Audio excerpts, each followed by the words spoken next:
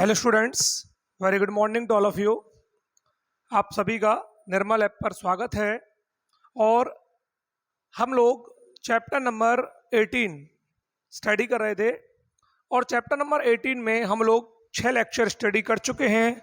और जैसा कि मैंने आपको बोल रखा है, एक लेक्चर नवा मैंने ऑलरेडी बना रखा है। आज हम लेक्चर नंबर 7 लेंगे। और 7वां जो लेक्चर है उसके अंतर्गत हम लोग परिसंचरण पथ की बात करेंगे। परिसंचरण पथ की बात करेंगे, यानी कि परिसंचरण पथ जो होता है वो किस प्रकार का होता है, किस प्रकार का दिखाई देता है होता है। परिसंचरण पथ जो होते हैं, एक्चुअल में इसके अंतर्गत बहुत सारी बातें आती हैं। देन उसके बाद हम हार्ट के मैकेनिज्म की बात करेंगे आपके साथ। तो देखिए, परिसंचरण पथ की यदि मैं आपसे चर्चा करूं, आपसे बात करूं मैं यदि, तो परिसंचरण पथ के अंतर्गत 2 पथ आते हैं। हम आपको पहले ही कह चुके हैं, एक बंद परिपथ होता है, एक खुला परिपथ होता है। एक ओपन टाइप का सर्कुलेटरी सिस्टम होता है और एक क्लोज्ड टाइप का सर्कुलेटरी सिस्टम होता है। ओपन टाइप के सर्कुलेटरी सिस्टम के अंतर्गत जो ब्लड होता है वो ओपन प्लेसेस के अंदर फ्लो करता है, जबकि बंद प्रकार के परिसंचरण में बंद नलिकाओं यानी धमनी और शिराओं में फ्लो करता है। लेकिन परिसंचरण पथ की अगर हम बात करें तो इस पथ के अंतर्गत एक्चुअल में डबल ब्लड सर्कुलेशन आता है ह्यूमन बीइंग के अंदर। देखिए क्या होता यह है कि जो मछलियां होती हैं, जो फिशेज होती हैं, उनमें 2 कक्ष होते हैं हृदय में। 2 कक्ष होते हैं हृदय में, यानी हार्ट में 2 कक्ष। कौन कौन से 2 कक्ष? एक होता है आलिंद और एक होता है निलय। नॉर्मली आप लोग देखते होंगे कि इंसान में, ह्यूमन बीइंग में 4 कक्ष होते हैं, 2 आलिंद और 2 निलय। लेकिन मछलियों में 2 कक्ष होते हैं, आलिंद और निलय। इस प्रकार से ये आलिंद और ये निलय, ठीक है ना। तो फिर इसमें कोई दिक्कत ही नहीं है। इसमें हमेशा कैसा होगा? अशुद्ध रक्त ही फ्लो होगा, क्योंकि प्योरिटी का इसमें कोई लेना देना नहीं है। अशुद्ध रक्त फ्लो होता है, फिर लंग्स, गिल्स को जाता है। गिल्स माने गलफड़े, ठीक है ना। किसमें? मछलियों में गिल्स होते हैं। प्योर होता है, सीधा फ्लूइड कहाँ चला जाता है? बॉडी को चला जाता है। तो इसमें बॉडी से कलेक्शन होता है, फिर बॉडी को ऐसे चला जाता है। तो ये एक सिंपल सा प्रोसेस होता है, इसकी ज्यादा चर्चा पर नहीं करेंगे। अगर मछलियों से आगे बढ़े तो उभयचर प्राणी आपने सुने होंगे, मेढक वगैरह। सरीसृप आपने सुने होंगे, छिपकलियां, सर्प वगैरह। इनमें 3 कक्षीय हृदय होता है। ऐसे 3 कक्षीय, 2 तो हो गए आलिंद 1 एंड 2, और एक हो गया निलय। यहां भी पोजीशन रही है, इधर से ब्लड आएगा, इधर जाएगा, इधर से बाहर जाएगा, लंग्स को जाएगा, लंग्स से फिर इधर आएगा, फिर यहां से इधर आएगा। लेकिन अब देखो, यहां से इम्प्योर ब्लड और यहां से प्योर ब्लड मिक्स हो गए, मिक्स। तो इनके अंदर मिक्स ब्लड बहता है, मिक्स ब्लड का फ्लो होता है। यानी अभी मैं इसको समझाऊंगा आपको, इंसान ह्यूमन बीइंग में ये जो मैं बना रहा हूं, ये तो जनरल सी बातें हैं जो आपकी किताब में लिखी हुई, इसलिए बता रहा हूं कि मछलियों के अंदर हमेशा अशुद्ध रक्त ही फ्लो करता है, इम्प्योर ब्लड, जो लंग्स में जाकर, जो गिल्स में जाकर प्योर होकर के बॉडी को चला जाता है। उभयचर और सरीसृपों के अंदर अशुद्ध और शुद्ध रक्त मिक्स हो जाते हैं निलय में, एक ही चैम्बर है ये, तो मिक्स रक्त फ्लो करता है। लेकिन यदि मैं ह्यूमन बीइंग की बात करूं, इंसानों की बात करूं, तो इंसानों के अंदर, ह्यूमन बीइंग के अंदर आपको जैसा कि पता है 2 कक्ष होते हैं, 2 आलिंद और 2 निलय।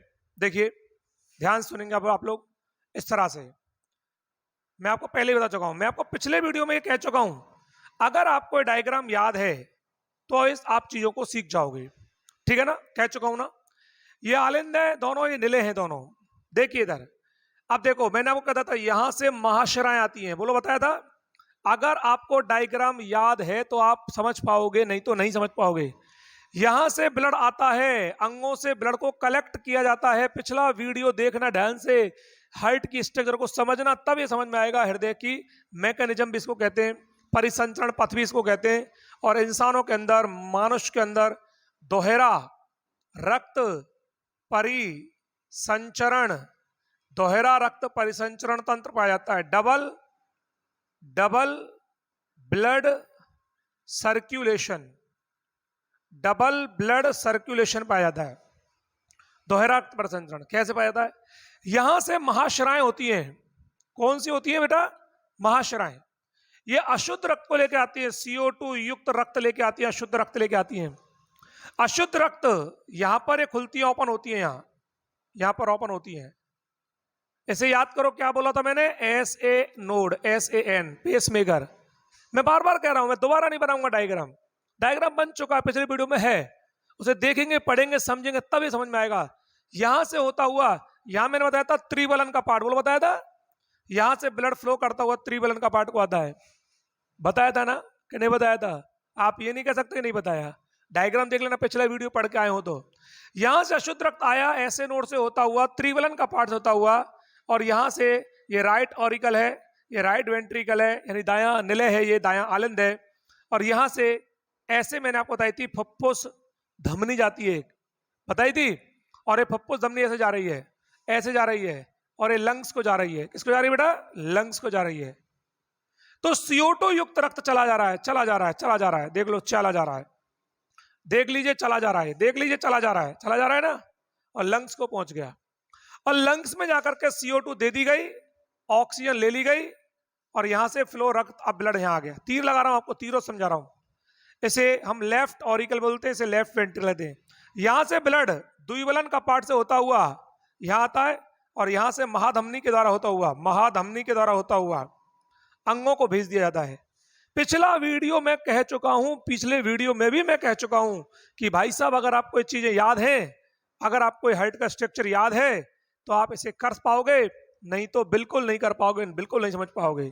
तो आपको उसके लिए पिछला वीडियो देखना पड़ेगा ढंग से, जिन बच्चों ने अभी तक नहीं देखा उनको कुछ भी समझ में नहीं आएगा, गारंटी है। यहां से महाशिराओं से अशुद्ध रक्त आया, ऐसे नोड से होता हुआ, त्रिबलन का पार्ट से होता हुआ, और दाएं आलंद निलय में चला गया, और वहां से फुफ्फुसी धमनी से होता हुआ लंग्स को चला गया, लंग्स में CO2 दे दी, O2 ले ली, अब फुफ्फुसी धमनी, सॉरी, फुफ्फुसी शिरा से होता हुआ बाएं आलिंद में आया, द्विबलन का पार्ट होता हुआ बाएं निलय में आया, और महाधमनी के द्वारा होता हुआ अंगों को चला गया। अंगों से कलेक्ट किया अशुद्ध रक्त और गया कैसा बेटा, शुद्ध रक्त। कैसा गया, शुद्ध रक्त।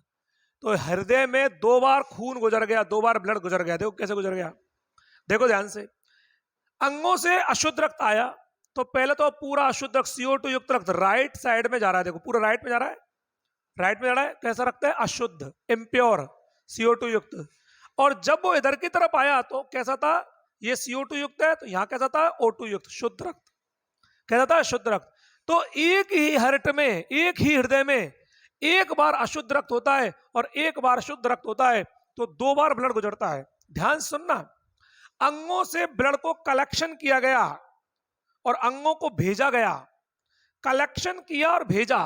कलेक्शन करने से लेकर के अंगों से लेकर के अंगों में जाने तक रक्त 2 बार हृदय से गुजर गया, गुजर गया। देखो देखो, अंगों से आया और अंगों को गया, तो 2 बार, एक बार इधर से गुजर गया और एक बार इधर से गुजर गया, एक बार अशुद्ध रूप में गुजर गया, एक बार शुद्ध रूप में।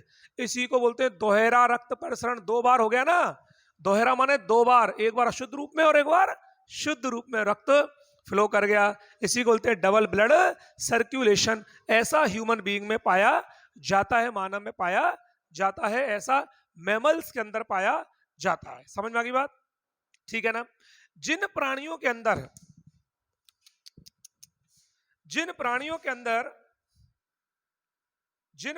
अंदर 2 आलिंद होते हैं, आलिंद ऑरिकुलर, और एक वेंट्रिकल होता है, उन प्राणियों में यहां से अशुद्ध रक्त आता है और यहां से शुद्ध रक्त आता है। यहां से CO2 युक्त आता है, यहां से O2 युक्त आता है। दोनों यहां पर मिक्स हो गए। अब मिक्स का क्या करेंगे, मिक्स तो मिक्स ही होता है, मिलावट हो गई ना, अशुद्धि हो गया, वो देखता रहेगा। तो उनमें क्या होता है कि डायरेक्ट अंगों को नहीं जाता रक्त, रक्त पहले कहां जाता है, लिवर को जाता है। लिवर कहां जाता है, लिवर को, यकृत को, और लिवर में CO2 को दे दिया जाता है और केवल ऑक्सीजन युक्त रक्त अब निकल करके अंगों को जाता है। बाईपास हो गया, डायरेक्ट नहीं गया अंगों को, जैसे यहां जा रहा है, डायरेक्ट नहीं गया, बल्कि कैसा गया, इनडायरेक्ट गया। पहले लिवर को गया, वहां पर प्योर हुआ, CO2 को निकाल लिया गया, अब O2 युक्त रक्त अंगों को जाता है। इसे बोलते हैं अपन यकृत निवाही का तंत्र। क्या बोलते हैं, यकृत निवाही का तंत्र। तो यकृत निवाही का तंत्र एक ऐसा तंत्र होता है जिसमें मिक्स रक्त जो होता है, इम्प्योर और प्योर मिक्सिंग जब हो जाती है, तो उसमें से इम्प्योरिटी को खत्म करने के लिए बाईपास रास्ता अपनाया जाता है, ठीक है ना। लेकिन हमारे कोर्स में ये इंपॉर्टेंट है जो आपको दे रखा है, ठीक है ना। परिसंचरण पथ की हमने आपसे चर्चा की और परिसंचरण पथ के अंतर्गत हमने दोहरे रक्त परिसंचरण तंत्र की बात की। अब एक्चुअल में दोहरा रक्त परिसंचरण होता है ना, इसे दो हिस्सों में बांटते हैं। एक का नाम होता है दैहिक परिपथ और दूसरे का नाम होता है फुफ्फुसीय परिपथ। दैहिक परिपथ और दूसरे का नाम होता है फुफ्फुसीय परिपथ। इनका क्या मीनिंग है? दैहिक परिपथ, दैहिक माने देह, देह माने शरीर। देखो हर्ट को कॉमन मान लो, हर्ट को कॉमन, यह हर्ट कॉमन है, और हर्ट का संबंध अंगों से कर दो, अंग और अंग, यानी हर्ट और अंगों के बीच का आवागमन। देखो अंगों से रक्त आया हृदय तक और हृदय से रक्त गया अंगों तक। अंगों से रक्त आया हृदय तक, इसको छोड़ दो, मेरे जो हाथ है ना इसको मैंने हार्ट मान लिया, इसको छोड़ दो, बस इसको छोड़ दो। यहां अंगों से हृदय तक आना और हृदय से अंगों तक जाना। देखो उधर अंगों से हृदय तक आना, यहां तक देख लो, ये यहां तक अंगों से हृदय तक आना और हृदय से अंगों को जाना, ठीक है ना, अंगों को जाना, इसको बोलते हैं दैहिक परपथ। दैहिक परपथ का निर्माण कहां से होता है? अंगों से हृदय और हृदय से अंग। समझ में आ गई बात? अंगों से हृदय मतलब अशुद्ध रक्त, इम्प्योर, इम्प्योर माने अशुद्ध, यानी CO2 युक्त, यानी कि अशुद्ध। बोलो समझ में आई बात? और हृदय से अंग यानी प्योर, प्योर माने O2 युक्त, O2 युक्त माने शुद्ध रक्त। बोलो समझ में आ गई बात? तो ये वो कहलाता है हमारा दैहिक परपथ। और हृदय से फेफड़े को जाना और फेफड़े से हृदय को आना, फुफ्फुस माने फेफड़ा, तो हृदय और फेफड़े के बीच कहलाता है फुफ्फुसीय परपथ। फुफ्फुस मतलब हार्ट टू लंग्स और लंग्स टू हार्ट, यानी अशुद्ध रक्त हृदय से फेफड़े को जाएगा और शुद्ध रक्त फेफड़े से हृदय को आएगा, इसे बोलते हैं फुफ्फुसीय परिपथ। तो दो परिपथ मिलकर के, दैहिक परिपथ और फुफ्फुसीय परिपथ मिलकर के दोहरा रक्त परिसंचरण तंत्र का निर्माण करते हैं। तो दोहरे रक्त परिसंचरण तंत्र के अंतर्गत क्या आता है? दैहिक परिपथ और फुफ्फुसीय परिपथ आते हैं। दैहिक परिपथ का निर्माण देह, देह माने शरीर के अंगों से हृदय के बीच और हृदय से अंगों के बीच, ये यहां से हृदय से अंगों के बीच और अंगों से हृदय के बीच होता है।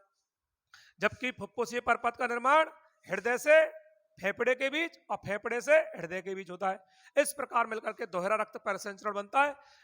हमारे हार्ट में 2 टाइम्स, 2 बार रक्त परिसंचरित होता है, एक बार अशुद्ध रूप में, एक बार शुद्ध रूप में। इसी को दोहरा रक्त परिसंचरण तंत्र कहते हैं। आगे बात समझ में नहीं आई? ठीक है ना? तो ये हमने आपको छोटा सा टॉपिक आपको अभी बताया था। अब देखिए हम लोग हृदय संबंधी बीमारियों की बात कर लेते हैं, फिर हम मैकेनिज्म पढ़ेंगे अगले वीडियो के अंदर, तो ये चैप्टर आपका पूरा हो जाएगा। हृदय संबंधी कुछ बीमारियां होती हैं जैसे कि हाई ब्लड प्रेशर, उच्च रक्तदाब। उच्च रक्तदाब यानी कि high blood pressure. High blood pressure क्या होता है वो आपको समझना होगा। देखिए हाई ब्लड प्रेशर ये होता है कि जब हमारे जो हार्ट है, जब वो पंप करता है, रक्त को भेजता है, तो रक्त धमनियों पर एक दबाव बनाता है। धमनियां ऐसे, धमनियां रक्त गया तो फूलेंगी, रक्त निकला पिचकेंगी, रक्त गया तो फूलेंगी पिचकेंगी। तो धमनियों पर पड़ने वाला जो दबाव है उच्च निम्न, उच्च निम्न, इसका एक मेंटेनेंस होता है, इसका एक नियमन होता है, उसी को हम बोलते हैं रक्तदाब। तो रक्तदाब का मान 120/80 mmHg होना चाहिए। पारे के दाब पे मापते हैं इसको। यानी जब रक्त धमनियों पर अपना दबाव डालता है तो धमनियां कितनी फूलनी चाहिए? 120 mm तक फूलनी चाहिए। आजकल के नियम में 130/90 को भी ठीक माना गया है। अर्थात धमनियां जब फूली तो रक्त का प्रेशर इतना था तो ठीक है, और जब धमनियों से रक्त निकल गया तो धमनियां पिचक गई तो इतना था तो ठीक है।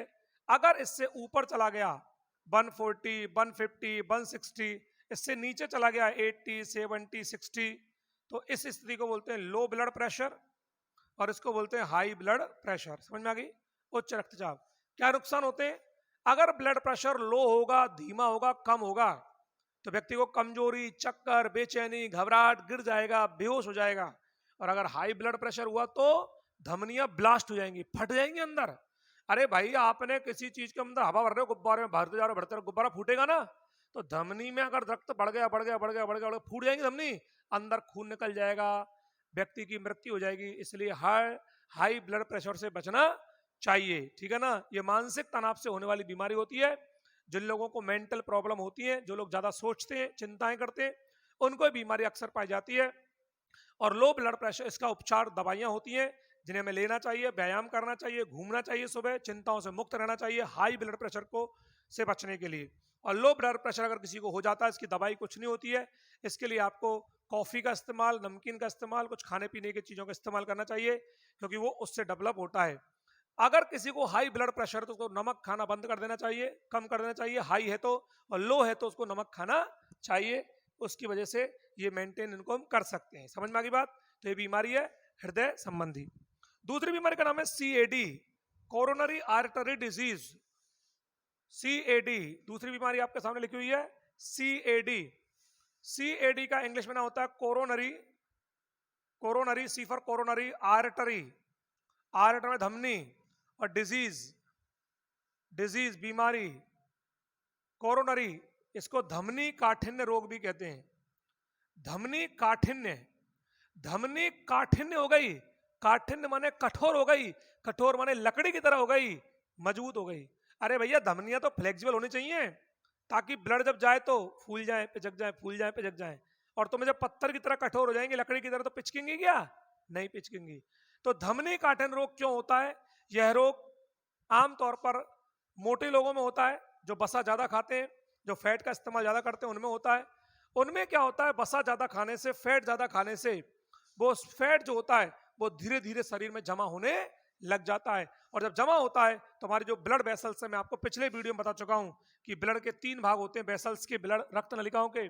सबसे अंदर की जो नली होती है बिल्कुल चिकनी होती है। आप सोचो इतना बड़ा लूमन है इसका, और यहां पर एक को जमा हो गया, ये बसा जमा हो गई, ये बसा जमा हो गई, फिर और जमा हो गई, फिर और जमा हो गई, देखते जाओ बसा जमा होती जा रही है। तो इसकी गुहा छोटी होती जा रही है ना, लूमन छोटा होता जा रहा है।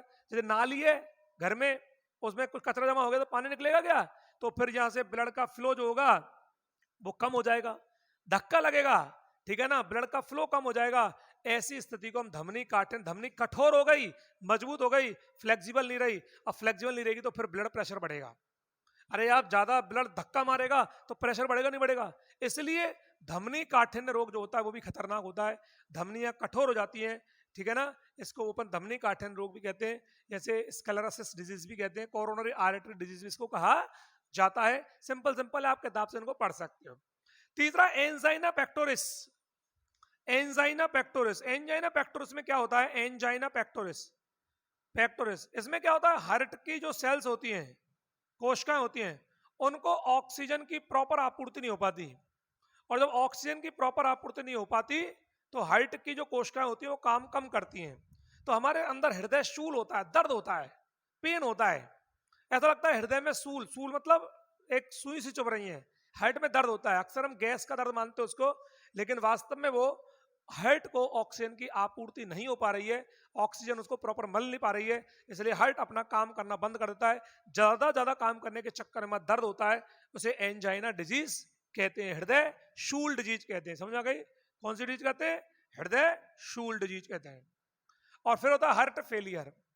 अब हार्ट फेलियर में क्या होता है कि हृदय की को अगर ऑक्सीजन की या ब्लड की पूरी आपूर्ति नहीं हो पाए, भाई ब्लड हृदय को भी तो जाएगा हार्ट को, और वो प्रॉपर तरीके से ऑक्सीजन और ब्लड की आपूर्ति नहीं हो पाए तो हार्ट धीरे धीरे करके काम करना बंद कर देता है।